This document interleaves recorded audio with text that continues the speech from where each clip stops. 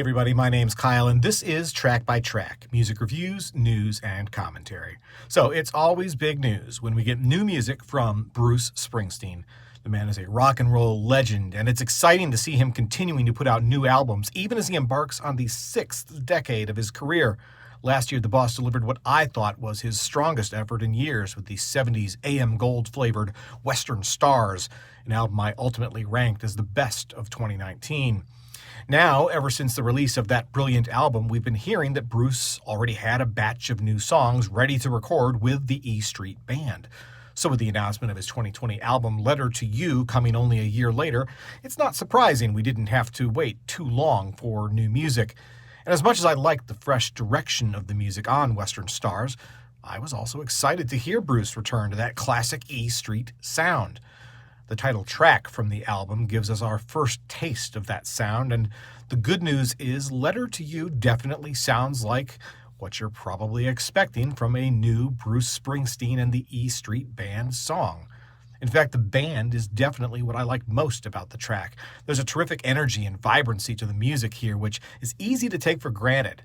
After all, this is one of the greatest backing bands of all time, so we kind of get used to these guys delivering a home run every time at bat. On top of that, the music for the album was recorded live in the studio rather than pieced together with endless overdubs. Again, the E Street Band is nothing if not an incredible live unit. Not every band could pull off new music that way, but it is no surprise at all that these guys would ace it. And to a certain degree, I actually feel like the band overshadows Bruce himself on this song. With such spirited music, I feel like I want a bit more raw emotion in his vocal performance.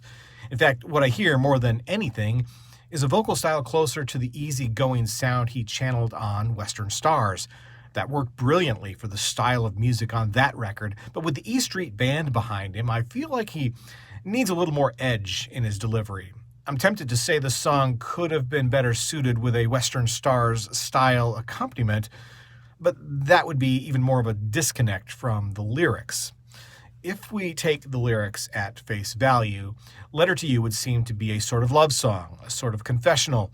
It could be about revealing your deepest secrets to someone that you trust enough to bare your soul to them. It's a noble concept and certainly not foreign territory for Springsteen. But let's not assume the you he's referring to is some fictional character, or even Patty for that matter. Rather, I think it's literally you and me and the fans. You is everyone that's bought his music or been to his concerts over the course of the last almost 50 years. And the letter? We've been reading it all along. As much as I actually do dig this metaphorical concept, I still wish his word choices didn't feel quite so cliche.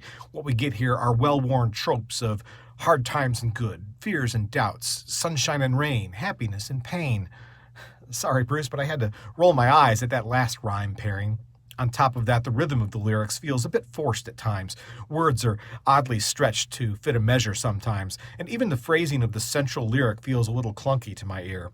The choice to sing my letter to you rather than a letter to you, which I feel like would have flowed more smoothly without necessarily sacrificing the meaning or the metaphor.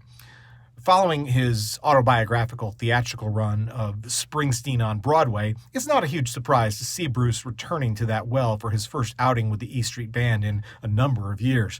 And after all, they've practically been the co-authors of his letter since the very beginning. Still, this particular passage of that letter doesn't feel quite as deep as I can't help but think it should. It never strikes me as pretentious, but too often does feel a bit pedestrian. As a wordsmith, I have higher expectations of Bruce. And this is the lead single, the title track from a new album with the E Street Band, for God's sake. This should get you pumped up. Instead, I'm just like, yeah, that's okay. What else you got? We'll find out the answer to that question when the full Letter to You album drops on October 23rd. Once again, my name's Kyle, and this has been Track by Track. If you like this video, please be sure to give it a thumbs up. Plus, check out some of these other videos that I think you might also enjoy. And of course, be sure to click subscribe, because true music fans always want new releases the day they come out. Thanks for watching, and I'll see you next time.